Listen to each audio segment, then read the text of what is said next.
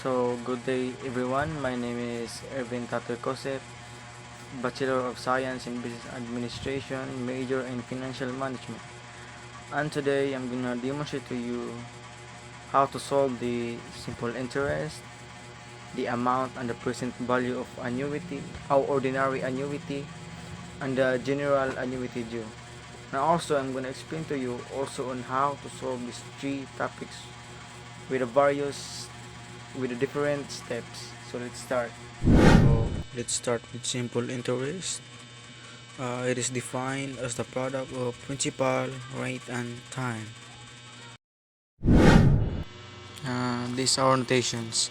I is simple interest in pesos. P is for principal in pesos, while rate or percent of the principal which is to be paid per unit of time. And T is the unit of time usually expressed in years or fractional parts of a year. Ang time is nagrepresent siya sa katagalan ng panahon. And this is our formula. I is equals to PRT.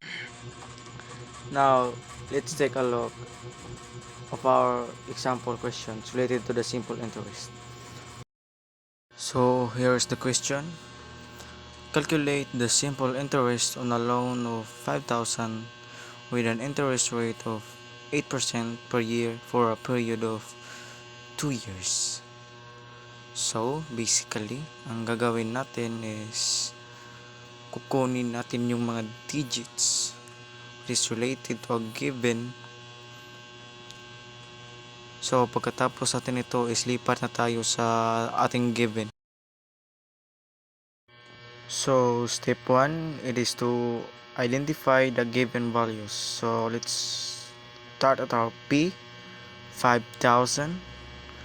Since 5,000 nakalagay doon, R is 8%, and our time is 2 years. So, it is T is equals to 2. Now, lipat naman tayo sa ating step 2, which is to convert the interest rate to decimal form. So, basic lang naman siya guys, is ang ating interest which is 8% is kailangan mo lang siyang i-divide to 100 para makuha mo yung 0.08. Yan yung gagamitin natin sa pagsusolve mamaya. Now, lipat naman tayo sa ating step 3, calculate the interest, which is basically magsusolve na tayo. So, simulan na natin. So, ayan na siya guys. Nakita nyo naman na nakalagay dyan is 5,000 times 0.08 times 2. So, ang susundin natin is yung PEMDAS, which is uunahin natin i-solve yung may parenthesis. So, 8 times 0.08 times 2 is equals to 0.16. Ayan na siya, 0.16. Now, para ma-solve yan is kailangan naman natin i-times yung 5,000 to 0.16. So, 5,000 times 0.16 is equals to 800. 800 is yan na yung value na kailangan bayaran within 2 years. So, yan na yung babayarin sa loob ng 2 years. Yan na yung interest na naipon na babayarin pa. So, guys, yan na yung simple interest. Na-explain ko na. Yan naman yung mga steps na dapat nyo tandaan. Always remember lang na sarili ko lang yan, ginawa ko lang yung mag-isa. So, depende pa rin sa inyo kung susundin nyo yan. Pero para sa akin, yan kasi yung ginagamit ko eh. Mas madali lang sundin, kaya mas prefer ko siya gamitin. Ngayon guys, tapos na tayo sa simple interest. Ngayon, lilipat naman tayo sa pangalawa, which is yung amount and percent value of annuity. Ayan, yung amount and percent value of annuity. Annuity, a series of periodic payments usually equal or made at regular interval of time. Ito yung like taunang bayad or consistent na babayarin mo like motor, umuutang ka ng motor, pensyon, o kung ano-ano pa. Basta binabayaran mo ng taon-taon, annuity tawag doon.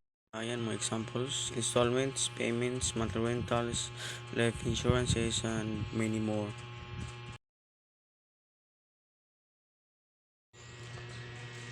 At ayan naman ang mga notations na gagamitin natin.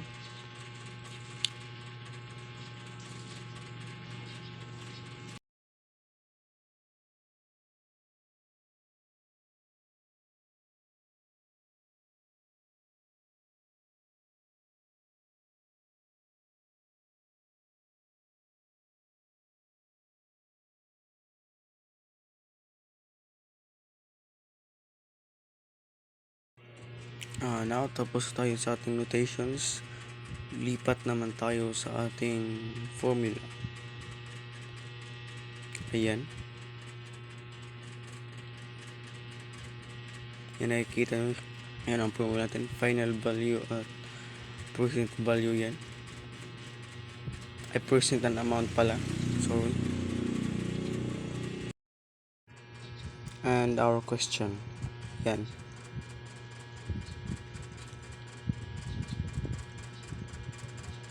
So, given, lipat tayo sa given, R is equals to PHP 500, while rate is 5%, M is 12, time is 10 years, and I think interval I is R divide M 5 on 1 half, N is equals to T times M. As you can see, 120 siya kasi time 10 and ang ating M is 12. 10 times 12 is equals to 120. Kaya 120 siya. Ngayon, lipat naman tayo sa ating solution. Ayan. S is equals to RS N angle test I. Yan yung percent value. Ang pinagkaiba nito sa simple interest is ito, nangangailangan siya ng table of values. So, para makuha mo yung value na hinahanap mo is kailangan mo pumunta sa table of values at hanapin mo kung ano ang nakalagay sa 120 angle 5 and 1 half. Yan. So, ayan kung nakikita nyo, 155.282279. Yan yung value sa 120 tas angle 5 at 12. Table of value nilang makikita yan. So, ayan. 500 times 155.282279 is equals to 77,641.14. Yan na yung solution guys, yan ang answer. Yan na yung value na hinahanap natin. Ngayon, lipat naman tayo sa amount sa ating present value. So, simulan na natin. Ayan yung question. Same pa rin siya sa kanina. Kasi amount ng present value yung hinahanap natin. So, magkaiba ang solving niya. Pero same question pa rin. By the way guys, same lang ang given value ng amount and present value. Since same lang din sila ng question. Sa solution lang ito magkaiba. Dahil yung kanina is sa table 5 siya kinuha, habang ang susolve naman natin ngayon is sa table 6, kaya magkaiba talaga sila. Sa table of value po guys, magkaiba ang table 5 sa table 6, kaya hindi sila makapareha. Kung ano man ang nakalagay sa table of value ng 5, hindi din same sa table 6. Iba kasi ang amount sa present, kaya yun lang eh. Pero the same lang naman sila ng process, like ganyan. Wala namang masyadong pinagkaiba.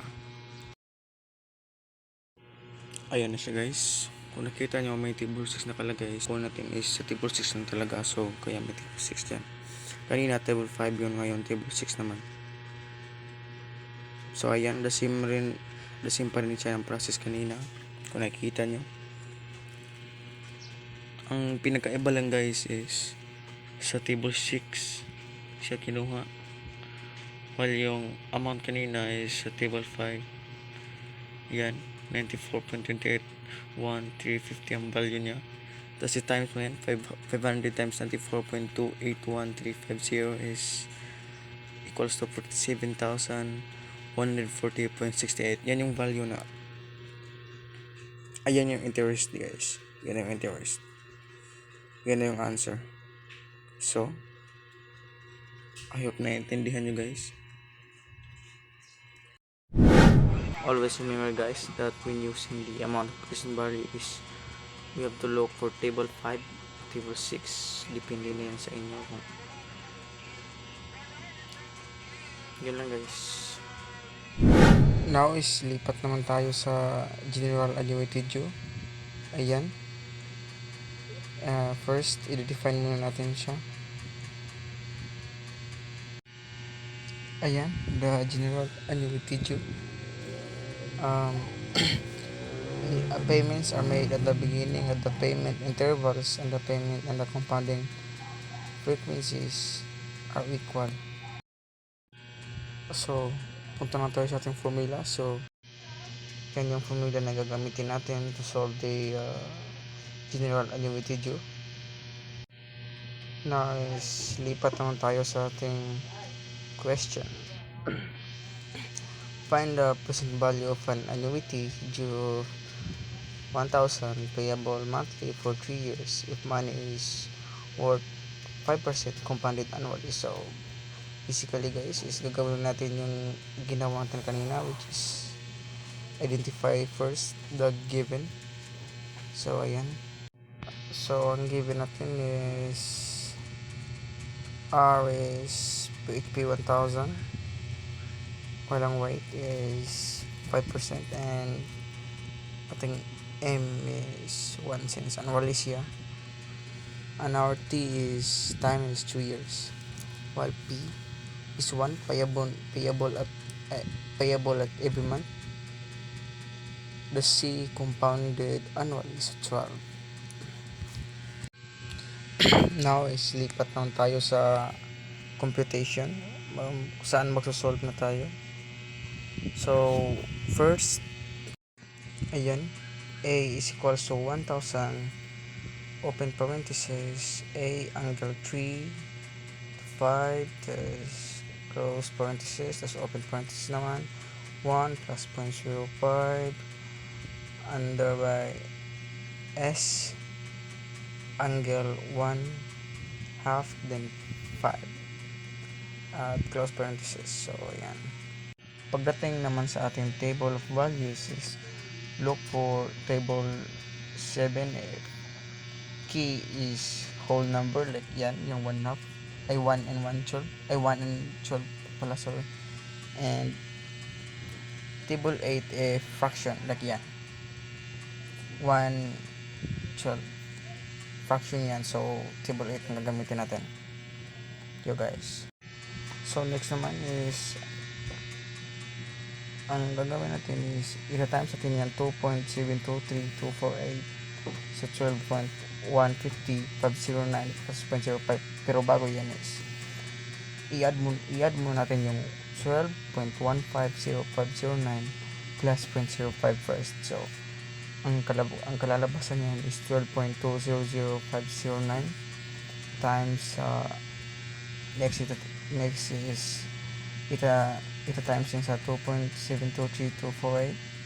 Then ang answer is 33.2250117232. Next is ita times mo natin yan. So ang result is 33,225.01. And yun na yung answer guys. So na-tackle ko na yung tatlong topics. Is na naman is i-end ko na tong video, and thank you sa mga nanood guys, and I appreciate it. Kung may kulang man is hindi ko alam. Goodbye guys.